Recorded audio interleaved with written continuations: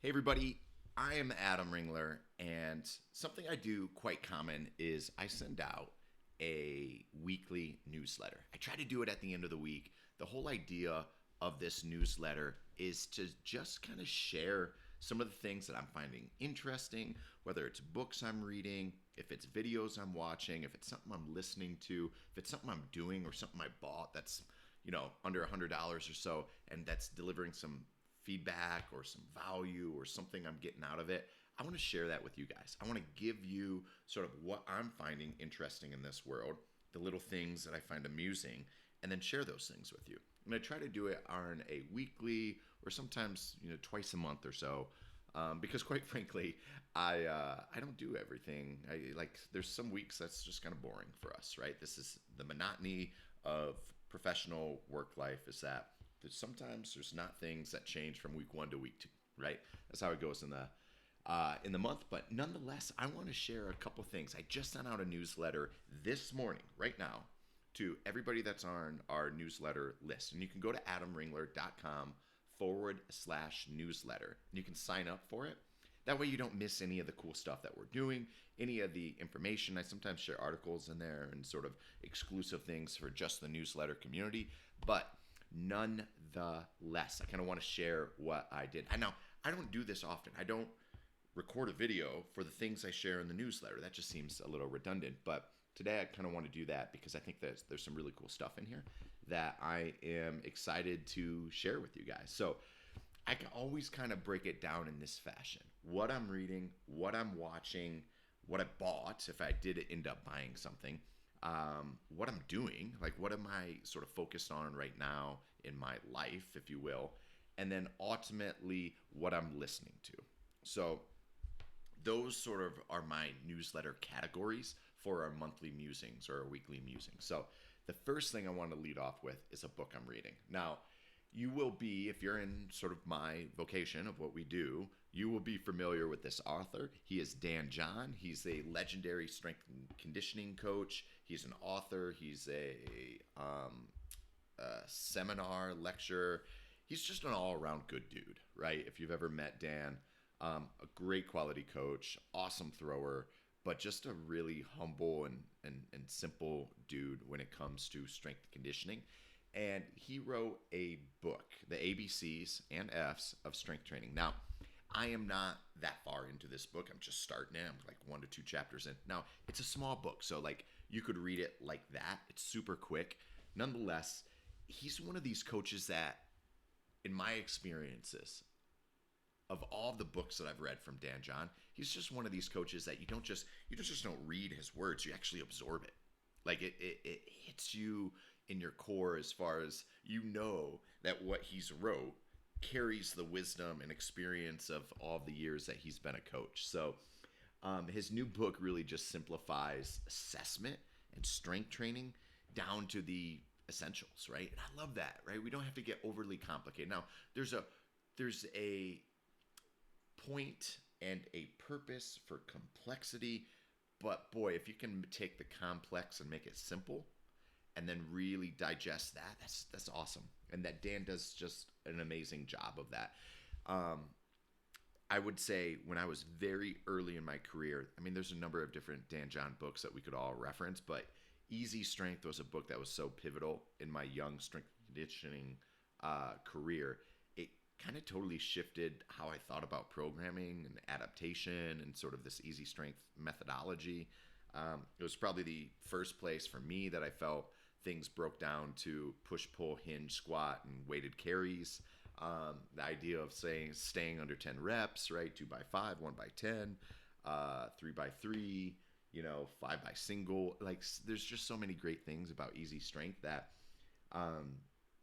Dan has an exceptional way of making complicated ideas feel really obvious, but that's because he explains it so well, right? So I just think if you're somebody that loves strength conditioning, if you're somebody that loves the iron game, if you are a coach like me, this book is great, right? So maybe check that out. That's something I'm getting a lot of satisfaction reading and exploring. And I think if you identify with those things, you'll get a lot of value out of that. Now, moving from what I'm reading to what I'm watching, right? And I try to keep my beliefs. Maybe this makes me whatever.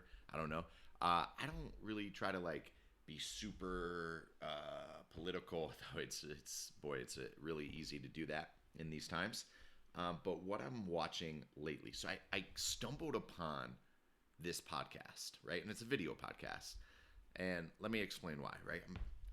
I love stand-up comedy. This is just like, as a coach, I love comedy. I love, because there's that tension building, and then there's the release of that tension, and that's, in the way of the punchline. And so there's something relatable about stand-up comedy and sort of coaching and the relationships and what you say and how people hang off words. And so there's something I really like about comedy, and I'm a big fan of watching stand-up comedy and comedians. And if it really doesn't matter, the comedian. Now, there's some that are better than others, absolutely, with their delivery and style of whatever.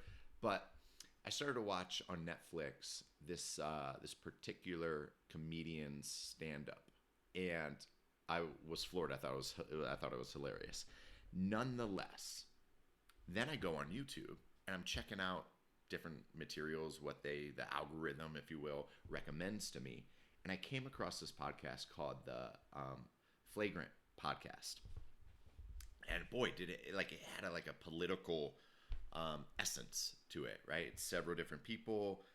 Andrew Schultz is probably the most wide-known person that's in it, but it's also a lot of his friends, and they've been inviting a lot of different guests, right? Some on the right, some on the left, some that are businessmen and businesswomen, and but they take sort of a political approach to the conversation, and these are long-form conversations. They're like 2 hours or so.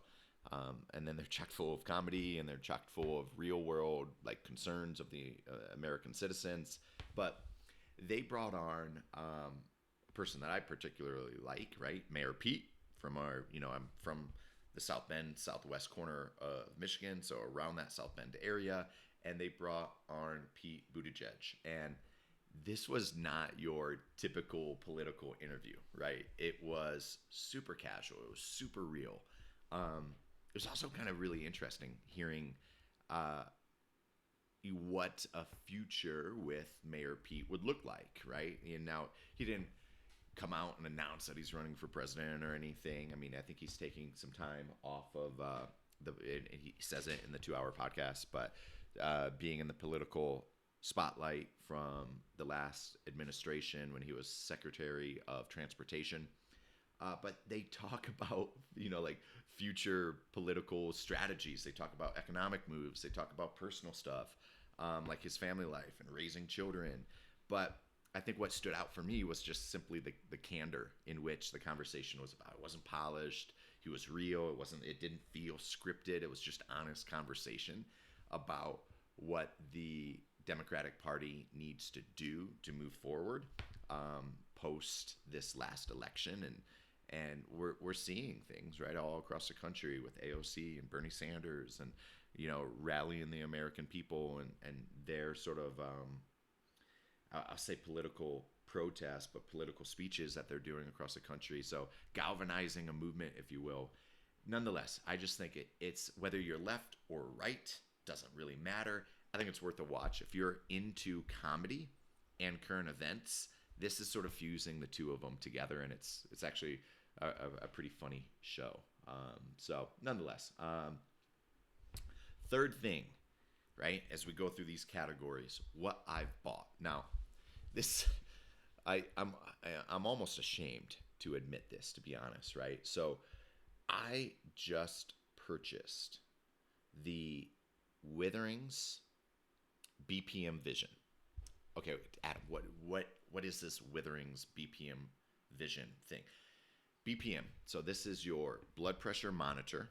This is their newest device through Withings, which is a really cool sort of health company, if you will. We used to have their Thermo. It was a digital thermometer when our children were really little, and that thing was super sleek. I think we ended up breaking it within the move from Kansas to Colorado, but super awesome, right? But nonetheless, I bought their blood pressure cuff. Now, here's a couple of different reasons, right? I am 39 years of age. I'm not young. Man, I'm not young, right? So getting older means for carrying just about stuff that, might seem boring, might seem dull, but um, I'll tell you why. And maybe some of this is like a hypochondriac nature of maybe who I am. And I think I generally am pretty level-headed and pretty clear and cool, calm, collected, etc. However, I went and donated blood for the CU Boulder, the university I work at, CU Boulder blood drive. And so I sit in there, and we're going through the checklist of everything, and I end up getting they got to take your blood pressure beforehand, right? And I'm sitting in there, and my blood pressure was like, don't quote me exactly on this, but I would say it's like 140, 139, and I was really alarmed. It was like 140 over 80 or 140 over 85. Now, what did I do that morning? I had a lot of coffee. That's for sure. Death Wish coffee. So super highly caffeinated. I coached all morning. I worked out. I did conditioning. I sat in a sauna. So there was a lot of like stress inducing things, but and then I booked it over there for my appointment. So I almost like dang near ran over there. So I'm thinking like, well, maybe it's the combination of being nervous, everything environmentally I did before, and the workouts and my actions and behaviors that elevated my heart rate. So then I go and have, 2 weeks later, I have another like medical appointment. It's just simple medical follow-up, like a physical, if you will. And I'm sitting in there, and I'm having another blood pressure reading, and it was like 139 or whatever again. And I'm like 2 weeks, and that morning, maybe I had some coffee, but I didn't work out. I didn't sauna. I didn't coach all morning. It was my first appointment. So long story short, it made me a little bit nervous, right? Like, it made me think, oh shoot, like, am I pre-hypertension? Do I have blood pressure issues? I don't know. I don't really monitor this. I monitor everything else with my Apple Watch and my Whoop and my biometric data and my HRV. But the one thing, cardiovascular risk, right? I think of like Peter Attia and his book. I always mess it up. I always want to say it's longevity. It's not. Darn it, I can't think of his latest book. Lifespan, health span, longevity.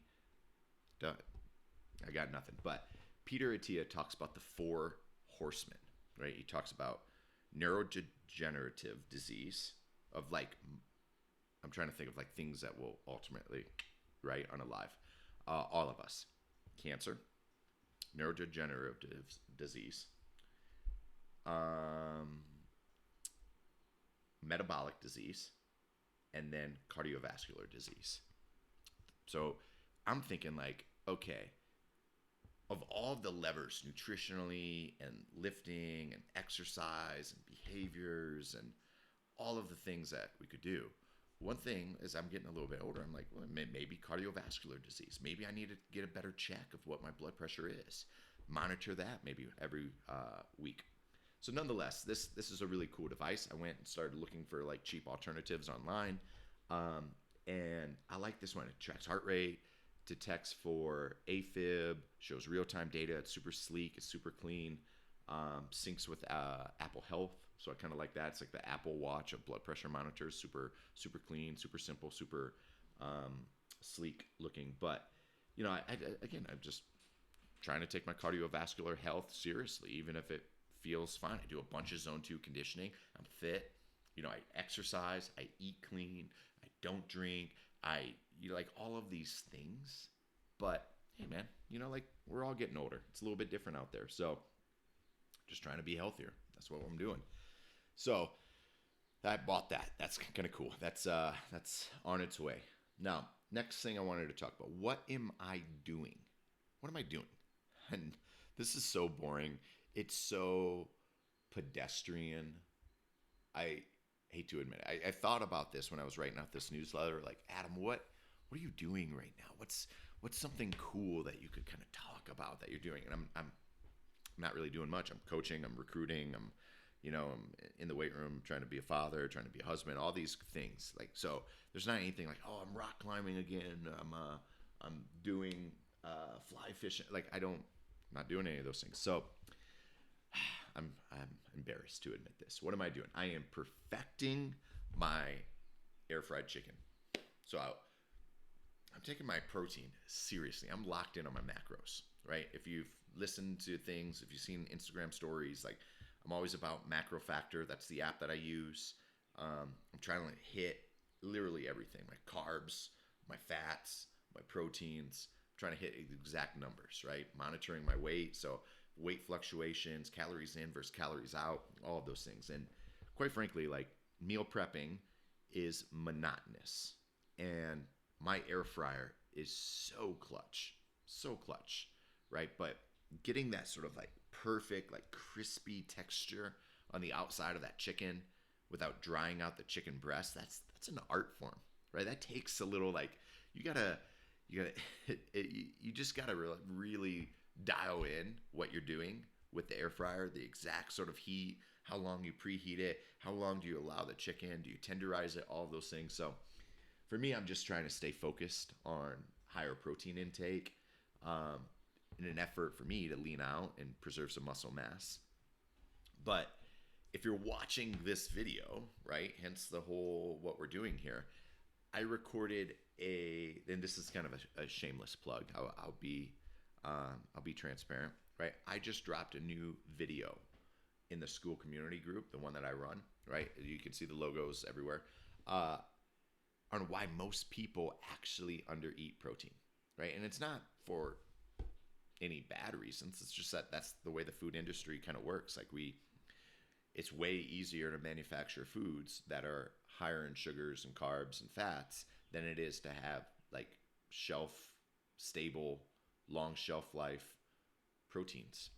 It's just what it is, unless it's like jerky or anything like that. So if you're really trying to maximize for fat loss and maximize for muscle mass gain or maintenance, then hitting that protein is absolutely essential. I did a whole video on this, and you could probably check it out in the links below, or recommendations, or it's probably my second video to this one. So maybe give that one a check, right? But nonetheless, I'm dialing in that chicken. And when I get it perfect, y'all, when I get that chicken absolutely perfect, maybe I'll record like a meal prep video for everybody that's interested. Turn this thing into a cooking channel. Last one. What am I listening to? Now listen, I love podcasts. That's my favorite thing on doing all my Zone 2 work. I love listening to podcasts. Video podcasts lately, because I've been watching a lot of that. If I'm not doing that, I'm listening to an audiobook or a podcast, like narrative. But one of the things I've been listening to a lot as far as when it comes to audio and Spotify, things like that.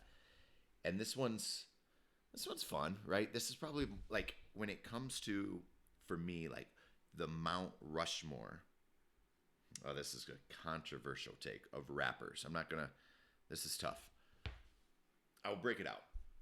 The Mount Rushmore of politically tense rappers. Who would you have on it, right? So you could think of a number of different people, and maybe not even like rappers. Let's just go like politically tension is not the right word that I'm looking for, but political musicians, if you will. I think of like Tom Morello. I think of Rage Against the Machine. That's a phenomenal band. But that's not what I'm mentioning. I've been just going ham listening to Run the Jewels. This is probably my favorite group. So you got Killer Mike, you got LP. Those two guys run the jewels.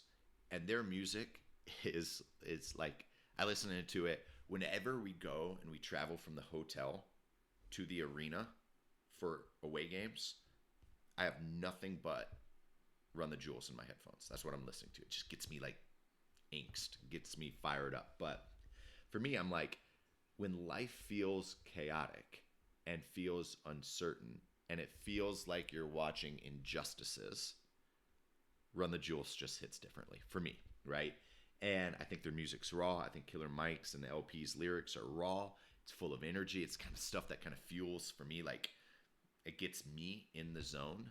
And I've just been going through all of their albums lately, and it's a mixture of like being cathartic in one aspect and then motivating in another. When I was in college, like my walkout song when it came to wrestling was Slipknot. That's just like metal. It's what I grew up. I was Midwest, so of course. And I would listen to the same song every single time.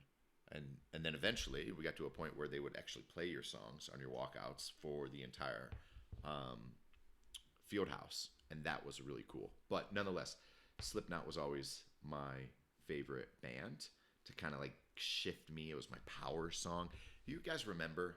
You probably don't, because I got to imagine this population is pretty young. But back in the day, right? Back in the day, you had these Apple iPods, right? With the little jog wheel that you could go. I remember having my first white one, little screen. I was a freshman in college at Michigan State. Had an iPod, held like 2,000 songs, right? We would probably like download them from the T1 internet in the dorms, which was it was so fast, right? We had Napster and all that stuff. So it was like, pop, pop, pop, pop, pop. Nonetheless.